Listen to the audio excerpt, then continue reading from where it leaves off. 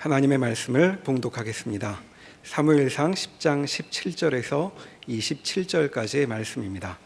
구약성경 422면에 있습니다. 사무엘상 10장 17절에서 27절까지의 말씀을 봉독하겠습니다. 사무엘이 백성을 미스바로 불러 여호와 앞에 모으고 이스라엘 자손에게 이르되 이스라엘 하나님 여호와께서 이같이 말씀하시기를 내가 이스라엘을 애굽에서 인도하여 내고 너희를 애굽인의 손과 너희를 압제하는 모든 나라의 손에서 건져내었느니라 하셨거늘 너희는 너희를 모든 재난과 고통 중에서 친히 구원하여 내신 너희 하나님을 오늘 버리고 이르기를 우리 위에 왕을 세우라 하는도다. 그런즉 이제 너희의 지파대로 1000명씩 여호와 앞에 나아오라 하고 사무엘이 이에 이스라엘 모든 지파를 가까이 오게 하였더니 베냐민 지파가 뽑혔고 베냐민 지파를 그들의 가족별로 가까이 오게 하였더니 마드리의 가족이 뽑혔고 그 중에서 기스의 아들 사울이 뽑혔으나 그를 찾아도 찾지 못한지라. 그러므로 그들이 또 여호와께 묻되 그 사람이 여기 왔나이까? 여호와께서 대답하시되 그가 진보다리들 사이에 숨었느니라 하셨더라. 그들이 달려가서 거기서 그를 데려오매 그가 백성 중에 서니 다른 사람보다 어깨 위만큼 컸더라. 사무엘이 모든 백성에게 이르되 너희는 여호와께서 택하신 자를 보느냐? 모든 백성 중에 짝할 리가 없느니라 하니 모든 백성이 왕의 만세를 외쳐 부르니라. 사무엘이 나라의 제도를 백성에게 말하고 책에 기록하여 여호와 앞에 두고 모든 백성을 각기 집으로 보내매 사울도 기브아 자기 집으로 갈 때에 마음이 하나님께 감동된 유력한 자들과 함께 갔느니라. 어떤 불량배는 이르되 이 사람이 어떻게 우리를 구원하겠느냐 하고 멸시하며 예물을 바치지 아니하였으나 그는 잠잠하였더라. 아멘. 오늘 본문은 사무엘이 이스라엘 백성들을 미스바로 불러 모으고 이제 그들이 원하는 왕을 선택하여 추대하는 내용을 담고 있습니다. 한 나라의 왕을 세우는 자리는 왕으로 택함을 받는 당사자나 또 왕을 세우는 백성들의 입장에서 참 기쁘고 즐거운 자리여야 합니다. 그러나 이 기쁘고 즐거운 자리여야 할 이 자리에서 사무엘은 이스라엘의 죄를 적나라하게 지적하고 있습니다. 하나님이 이스라엘 백성들에게 내가 애굽에서 너희를 인도하여 내고 애굽인의 손과 너희를 압제하는 모든 나라의 손에서 건져내었는데, 그리고 이 일을 사무엘은 하나님께서 모든 재난과 고통 가운데에서 친히 구원해 내셨는데 너희가 하나님을 버렸고 너희가 원하는 왕을 세운다 한다라고 하는 이야기를 하고 있습니다. 이 하나님의 말씀, 또 이 하나님의 말씀을 전하는 사무엘의 말을 들여다보면 하나님을 배반하고 패역한 이스라엘 백성들의 모습을 고스란히 보게 됩니다. 그러나 하나님은 이 죄를 지적하는 가운데 계시지만 그런즉 너희는 지파별로 1000명씩 나와 서라 라고 하는 말씀으로 이어갑니다. 사실은 이스라엘 백성들이 하나님을 왕이 되지 못하도록 버리고 자기들이 원하는 왕을 세운다는 것은 하나님과 맺은 언약을 파기한 것이기 때문에 하나님께서 진노하셔서 심판을 하셔도 그들로서는 할 말이 없습니다. 그리고 말씀의 수순을 보면 이제 심판하시겠다라고 하는 상황으로 가는 것처럼 보였습니다. 그러나 하나님은 이스라엘 백성들이 원하는 왕을 세워주시기 위해 지파별로 사람들을 나오게 하시고 또 그들 가운데에서 가족별로 세우시고 결국은 사울까지 선택하시는 것을 보여주시고 있습니다. 저희는 지금까지 말씀을 살펴보면서 양쪽의 내용들을 견주고 있습니다. 하나는 이스라엘 백성들이 더 이상 하나님을 왕으로 고백하지 않고 주변 나라들처럼 자신들을 대신하여 싸우는 왕을 요구하는 이것이 죄라고 말씀하십니다. 그러나 하나님은 이 죄의 길로 가고 있는 이스라엘 백성들에게 사무엘을 통하여 왕의 제도를 가르쳐 주시고, 그리고 이 왕정 제도가 가지고 올 경고에 대한 말씀도 주십니다. 그리고 사울이라고 하는 한 사람을 택하여 기름을 부어주시고 여호와의 영을 부어주시고 그를 변하여 새 사람이 되게 하십니다. 이 양쪽의 모양들을 보면서 우리는 약간 혼란스럽습니다. 죄로 인하여 실패하고 패역하고 반역하는 백성들을 심판하시는 것이 나아 보이지만, 그러나 하나님은 그 가운데에서도 심판이 아니라 그들이 원하는 왕을 세우시는 모습처럼 보이고 있습니다. 그러나 여기를 좀 더 면밀히 들여다볼 필요가 있습니다. 첫 질문을 해보겠습니다. 지금 하나님은 무엇을 하고 계시는가? 지금 하나님은 무엇을 하고 계시는가? 이스라엘이 반역하여서 자기들이 원하는 왕을 필요로 하고 있는데, 하나님은 이들의 잘못된 선택을 내버려 두지 아니하시고 개입하셔서 그들에게 있어야 할 왕을 하나님이 택하여 세워주시는 일을 하고 계십니다. 이스라엘 백성들은 하나님을 거부하고 밀어내는 가운데 있지만, 하나님은 그 밀어냄을 받지 아니하시고 여전히 지금까지 지켜오셨던 이스라엘 백성들에게 은혜를 베푸시는 하나님으로서 그 일을 하고 계시다라고 하는 겁니다. 왜 하나님은 그렇게 하실까요? 하나님이 이스라엘을 택하셨기 때문에 그렇습니다. 하나님이 이스라엘을 버리시지 않는 이상 이스라엘은 하나님으로부터 버림받을 수가 없습니다. 이 부분에 대해 유진 피터슨 목사님이 이렇게 글을 적으신 내용이 있습니다. 한 문단을 제가 좀 읽어드리겠습니다. 우리는 놀라운 복음을 접한다. 우리는 하나님을 부인해도 하나님은 우리를 부인하지 않으신다는 것이다. 그분은 사건의 모든 과정에서 사람들과 함께 하시는데 자신의 선지자를 사용하셔서 행동을 해석하고 수행하게 하신다. 사람들은 자신들의 의제에서 하나님을 몰아내지만 하나님은 조용히 그리고 드러나지 않게 거기에 계시면서 그들의 의제 안에서 주권을 행하신다.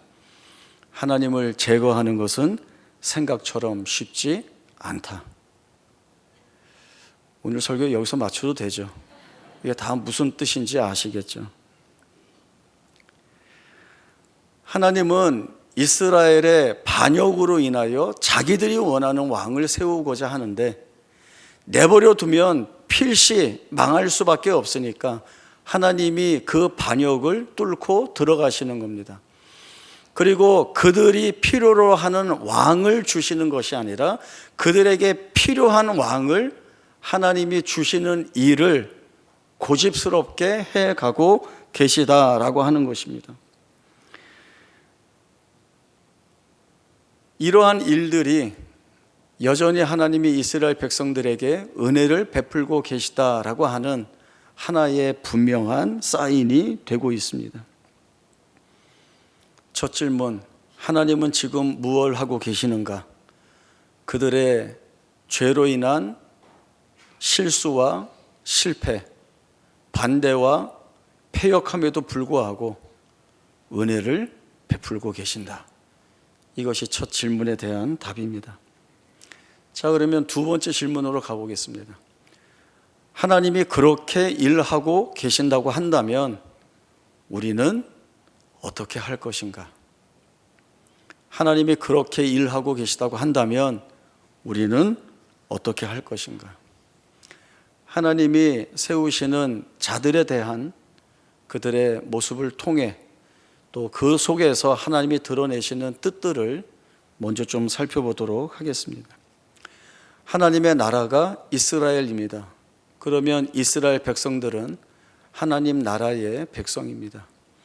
하나님 나라의 백성들을 통치할 자는 하나님이 원하시는 자로 세워져야 합니다.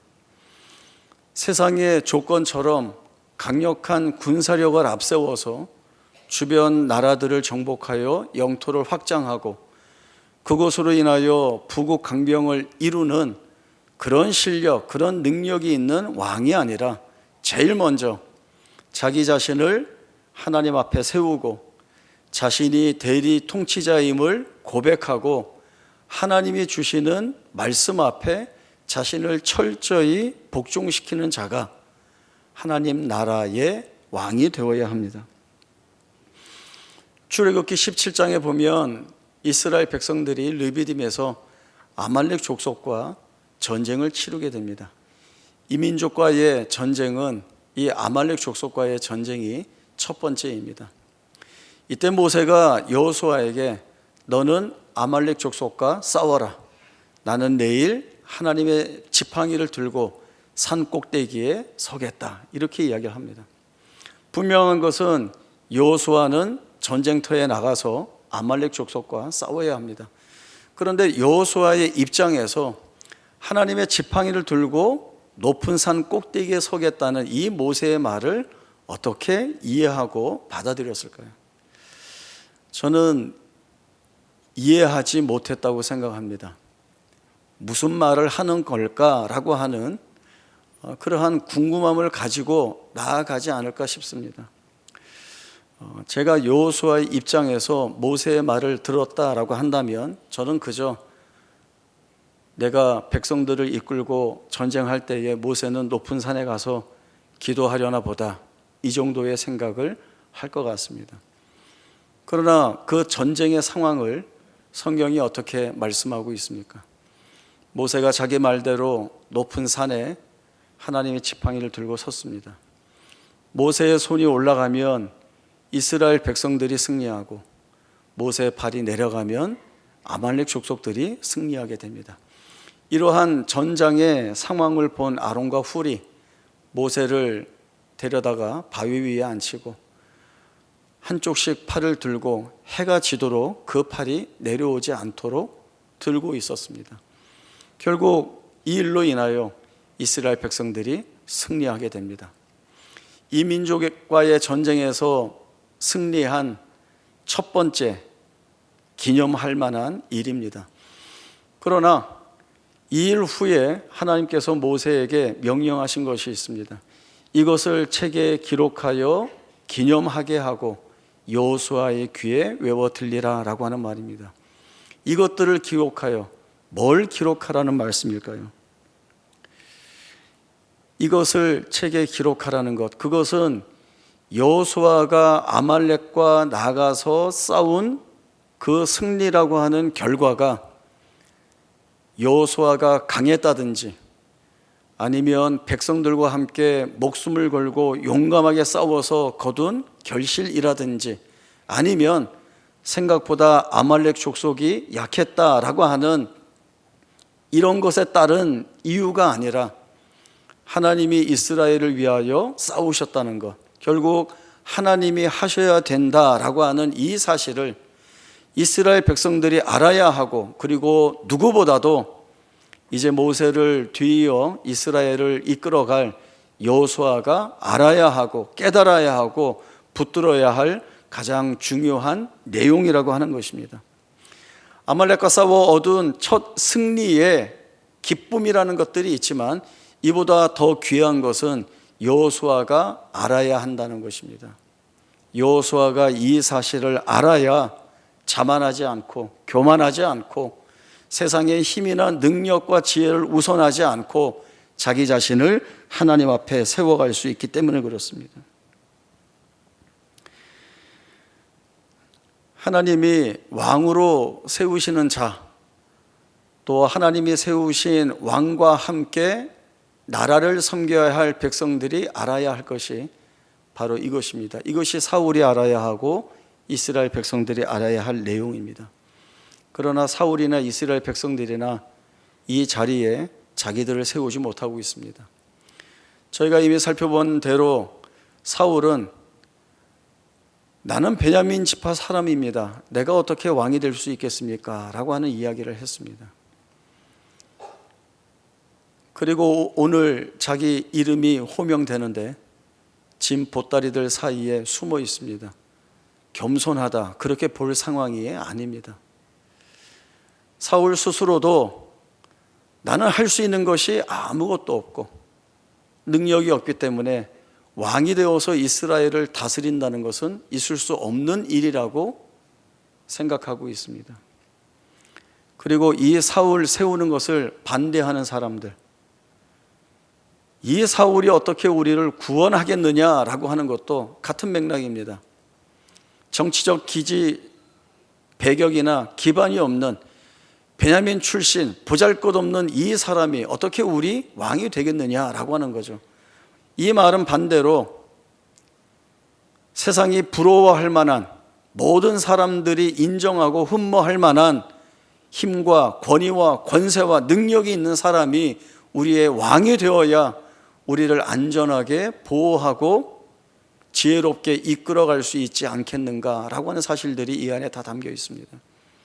그러나 그들이 붙들고 있는 것에 무엇이 빠져 있습니까? 가장 중요한 것, 하나님이 하셔야 된다는 것, 그 하나님이 하셔야 복되다는 것이 빠져 있습니다. 하나님이 철저히 배제되어 있는 것입니다. 이스라엘은 처음부터 지금까지, 그리고 앞으로도 이 내용이 싸워야 할 내용입니다. 우리의 싸움도 이것입니다. 하나님의 영이 부어지고 변하여 새 사람이 되었는데도 왜 사울은 그 하나님의 기름 부으심과 여호와의 영의 부으심과 새 사람 되게 하신 것을 가지고 담대하게 앞에 나가 서지 못했는가? 하나님이 사람을 잘못 선택하신 것이 아닌가? 하나님이 일을 그르치신 것이 아닌가? 하나님은 일을 그르치실 수도 없고 하나님은 잘못 선택하실 수도 없습니다. 하나님의 은사와 부르심에는 후회하심이 없다고 했습니다. 그러면 왜 그럴까요? 하나님의 부르심을 받은 자는 부르신 하나님 앞에 자기 자신을 세우기 위하여 목숨을 걸고 모든 일에 싸워야 합니다. 여호와의 영이 부어지고 변하여 새 사람이 된 사람은 여호와의 영의 인도함을 받기 위하여 목숨을 걸고 그 일에 싸워야 합니다. 기름 부으셨고 영을 부어주셨고 새 사람 되게 하셨으니 나는 목숨을 걸고 싸울 것이 없다 하여 뒤로 주저앉는다면 쓰임받을 수 없습니다. 마치 우리의 선택에 따라 무언가 가는 것처럼 보이지만 그 말을 하고 있는 것이 아니라 하나님께 목숨을 걸고 있는 사람의 생애가 복되다는 것을 하나님은 지도자를 세울 때, 왕을 세울 때 자기 백성에게 명령하는 내용, 그 말씀 속에서 늘 강조해 주시는 말씀입니다. 다윗 이야기를 해보죠. 다윗을 따라다니는 말이 있습니다. 하나님 마음에 합한 자라고 하는 겁니다. 하나님 마음에 합한 자이기 때문에 이 다윗은 단 한 번도 죄를 짓지 않고 살았는가? 그렇지 않습니다. 다윗도 하나님 앞에 극악한 죄를 여러 번 지었습니다. 그러나 그가 하나님 마음에 합한 자라고 하는 이 말을 들을 수 있는 것은 다윗은 그가 처한 어떠한 상황 속에서도, 어떠한 처지 속에서도 가장 중심에 하나님을 두고 그 하나님이 지금까지 인도하시면서 보여주시고 만들어 가셨던 일들이 무엇인지를 알아 그 하나님 앞에 자신을 세우는 일을 목숨을 걸고 했습니다. 자기의 판단에 따라, 자기의 유불리를 따라 일을 하지 않고 하나님이 무엇을 원하시는가, 하나님이 무엇을 기뻐하시는가, 이 하나님 앞에 내가 어떻게 서야 이것이 하나님께 영광이 될까를 이 다윗은 늘 마음에 품고 있었던 사람입니다. 다윗이 사울을 피해 도망 다닐 때 엔게디 광야에 있을 때 사울을 죽일 수 있는 기회가 있었습니다. 그때 부하들이 다윗에게 뭐라고 얘기했는가 하면 하나님이 주신 기회입니다 라고 이야기를 했습니다.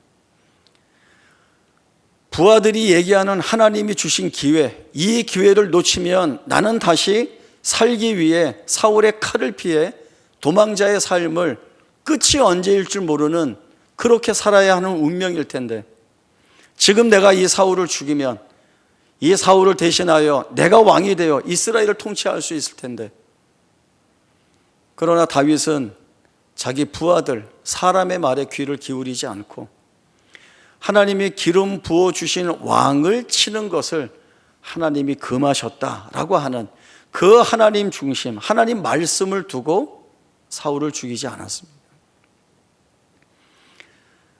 다윗이 아들 압살롬의 반역 때문에 도망을 갈 때에 사울의 친족이었던 시므이가 그 뒤를 계속 쫓아오면서 사울을 죽이고 왕이 된 너를 하나님이 지금 심판하신다라고 하는 저주를 퍼부어댔습니다. 누가 내 뒤를 계속 쫓아오면서 저주한다면 여러분 마음이 어떻겠습니까? 그리고 여러분 어떻게 대응하시겠습니까? 다윗의 부하 아비새가 이 죽은 개와 같은 시므이를 내가 가서 목을 베겠습니다 라고 하는데 다윗이 아비새를 말립니다. 그렇게 하지 말라고 하죠. 그러면서 한 다윗의 말은 하나님이 시므이를 통하여 그 입술을 통하여 지금 나를 저주하신다 이렇게 받아들이고 있습니다. 자기를 쫓아오며 저주를 퍼붓는 그 시므이, 아비새가 나서기 전에 내가 칼을 들고 나아가서 죽여버리면 내 마음에 부담도 없고 어디 이 죽은 개 같은 것이 나를 능멸하는가 그렇게 심판할 수도 있는데, 다윗은 이 일을 하나님이 하시는 일로 보고 있습니다. 그리고 하나님께 구합니다. 혹시 내가 하나님께 은혜를 입으면 이 저주를 선으로 바꾸어 주시리라 기도할 뿐입니다. 이 다윗에게서 우리는 무엇을 보고 있습니까? 다윗은 성공했을 때나 실패했을 때나 정당했을 때나 부당했을 때나 업적을 이루었을 때나 아니면 원수와 대적들에게 치욕을 당할 때나 그리고 삶과 죽음의 사이에서 그 어떠한 자리에 있더라도 모든 일들을 하나님 앞에서 생각하고 하나님의 판단과 하나님의 일하심과 그리고 자신은 그 하나님 앞에서 은혜를 구하는 단 한 사람으로 세움받기 위해 목숨을 걸고 싸웠던 사람인 것입니다. 두 번째 질문의 답이 무엇이어야 합니까? 하나님은 우리의 연약함과 무지로 인하여 하나님을 배반하고 패역한 자리에 간다 해도 하나님은 조용히 드러내시지 않고 우리 안에서 하나님의 일을 하고 계신다 했습니다. 그러면 우리 삶에 오셔서 하나님이 하시는 일들이 다 그런 일들입니다. 우리를 위한, 우리의 은혜된 삶을 위한, 하나님이 우리에게서 이루실 목적을 성취하시려는 일들을 우리가 반대하고 우리가 하나님을 버리고 아니라고 해도 하나님은 이 일을 우리 안에서 이루시고 계시다고 한다면 우리가 무엇을 해야 할까요? 목숨을 걸고 이 하나님 앞에 나를 세우는 일을 해야 하는 것입니다. 신명기 28장에 보면 모세가 이스라엘 백성들에게 너희가 하나님께 순종하면 복을 받고 불순종하면 저주를 받을 것이라 이야기를 했습니다. 그 복이 어떠한지 그 저주가 어떠한지를 다 이야기했습니다. 그런데 우리가 이 말씀을 보면 우리의 선택에 따라 순종하거나 불순종하면 우리의 선택에 따라 복을 받고 저주를 받는 것처럼 이해가 됩니다. 그러나 그 이야기를 하고 있는 것이 아닙니다. 하나님이 우리를 어떻게 복된 길로 이끌어 가려 하시는가가 가장 중요한 내용입니다. 하나님 자신이 어떠한 하나님이신가를 설명하는 것이 가장 중요한 내용입니다. 신명기 30장에서 그 말씀을 주고 있습니다. 신명기 30장 1절에서 8절까지의 말씀을 보고 그리고 14절 말씀을 다시 한번 보도록 하겠습니다. 신명기 30장 1절에서 8절까지의 말씀입니다. 내가 내게 진술한 모든 복과 저주가 내게 임함으로 내가 내 하나님 여호와로부터 쫓겨간 모든 나라 가운데서 이 일이 마음에서 기억이 나거든 너와 내 자손이 내 하나님 여호와께로 돌아와 내가 오늘 내게 명령한 것을 온전히 따라 마음을 다하고 뜻을 다하여 여호와의 말씀을 청종하면 내 하나님 여호와께서 마음을 돌이키시고 너를 긍휼히 여기사 포로에서 돌아오게 하시되 내 하나님 여호와께서 흩으신 그 모든 백성 중에서 너를 모으시리니 내 쫓겨간 자들이 하늘가에 있을지라도 내 하나님 여호와께서 거기서 너를 모으실 것이며 거기서부터 너를 이끄실 것이라. 내 하나님 여호와께서 너를 내 조상들이 차지할 땅으로 돌아오게 하사 내게 다시 그것을 차지하게 하실 것이며 여호와께서 또 내게 선을 행하사 너를 내 조상들보다 더 번성하게 하실 것이며 내 하나님 여호와께서 내 마음과 내 자손의 마음에 할례를 베푸사 너로 마음을 다하며 뜻을 다하여 내 하나님 여호와를 사랑하게 하사 너로 생명을 얻게 하실 것이며 내 하나님 여호와께서 내 적군과 너를 미워하며 핍박하던 자에게 이 모든 저주를 내리게 하시리니 너는 돌아봐 다시 여호와의 말씀을 청종하고 내가 오늘 내게 명령하는 그 모든 명령을 행할 것이라.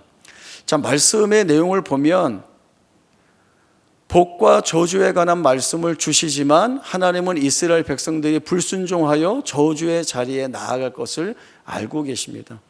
그러나 그 저주의 자리에서 하나님께로 돌아올 회복시키실 그 은혜의 영역을 확대하시고 확장시켜 주시는 모습들을 볼 수 있습니다. 이스라엘 백성들이 단 하나 해야 할 것이 무엇인가 하면 하나님이 주신 이 말씀을 기억하여 하나님께 돌아오면 단 하나입니다. 그러면 하나님이 주도하시는 일들이 무엇인가 하면 너희가 마음을 다하여 뜻을 다하여 하나님의 말씀에 청종하여 그 일을 순종하여 나갈 수 있도록 내가 만들겠다. 흩어진 너희들을 다 불러 모아 내 조상들보다 더 번성하게 하며 더 큰 복을 받는 자유로 이끌어내고야 말겠다라고 하는 말씀을 하나님이 주시고 있습니다. 선택권이 이스라엘에게 있지 않습니다. 하나님이 선택하시고 하나님이 작정하셔서 이 일을 이루고야 말겠다라고 하는 하나님 편에서의 의지를 이 이스라엘 백성들에게 드러내 보여주시고 있습니다. 우리가 살아오면서 보는 것들이 있습니다. 우리가 눈으로 보고 우리가 생각하여 예측하고 또 결론 내는 일들이 있습니다. 지금 내가 처한 이 상황에서는 더 이상 희망이 없어. 이 고난은 끝날 수가 없어. 이렇게 가다가는 다 망할 뿐이야 라고 하는 낙심과 절망. 왜? 내가 할 수 있는 것이 아무것도 없을 때 나올 수 있는 당연한 반응입니다. 그러나 누가 여기를 보는가 하면 내가 보고 있죠. 그래서 내가 내린 결론입니다. 또 누가 보고 있습니까? 하나님이 보고 계시지 않습니까? 그리고 하나님이 내리실 결론은 우리가 내리는 결론과 다르다는 겁니다. 하나님은 은혜의 영역을 확장시키셔서 우리가 보지 못할 것들을 장차 보게 하시고 우리가 가지 못할 것이라고 생각했던 그 자리까지 하나님이 이끌어내실 것이라는 거죠. 시편 42편의 시편 저자가 그 고백을 하고 있지 않습니까? 내 영혼아 어찌하여 너는 낙심하며 어찌하여 불안해하는가?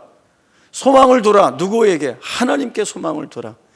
이 하나님이 나타나 도우심으로 말미암아 내가 여전히 하나님을 찬송하겠다라고 하는 이 말 속에는 하나님이 지금까지 살아온 우리의 모든 날들의 은혜를 베푸셨고 그 은혜를 확인한 내가 하나님을 찬송하였고 이 사실을 하나님은 이어가게 하실 하나님이시기 때문에 내가 낙심할 이유도 없고 불안해할 이유도 없다는 것이죠. 내게 하나 남아있는 것이라고 한다면 하나님께 소망을 두고 여전히 찬송하는 것밖에는 없다라고 하는 겁니다.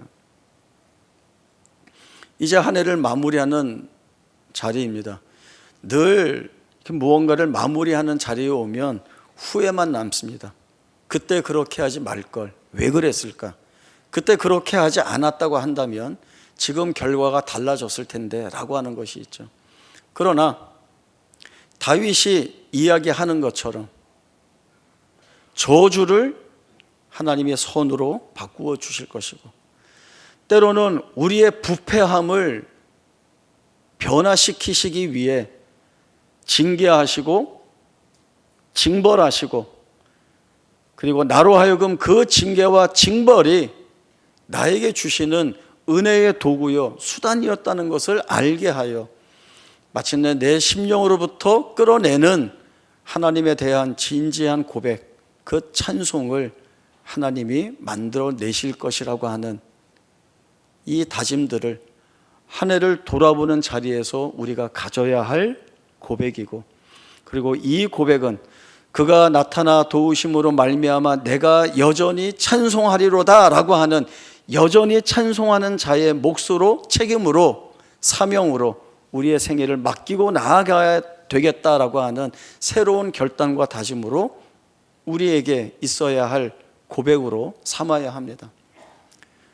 첫 번째 질문, 두 번째 질문 여러분 기억해 보시고 여러분의 답을 만들어내시기 바랍니다. 고민하고 그리고 여러분이 만들어내는 답은 바로 다윗과 같은 고백, 시편 42편 저자와 같은 고백일 것입니다. 하나님은 늘 우리를 그 자리로 이끌어 가시는 하나님입니다. 그 하나님에 대한 소망을 끊임없이 두고 믿음 있는 고백을 가지고 하나님이 주시는 그 어떠한 처지와 상황 속에서도 하나님께 중심을 두는 자로 살아내는 귀하고 복된 승리가 있기를 주님의 이름으로 축원합니다. 기도하겠습니다. 하나님 아버지, 은혜를 감사합니다. 우리의 살아온 날들 속에 하나님은 조용히 드러내시지 않고 함께 계시며 그 안에서 하나님의 주권의 역사를 성실히 수행해 내셨습니다. 그것이 우리에게 은혜이며 복입니다.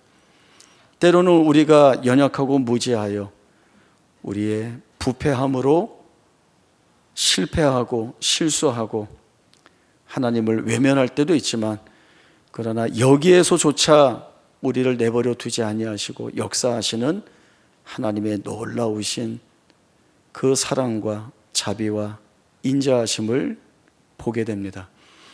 하나님, 다윗과 같은 고백을 주 앞에 올려드립니다.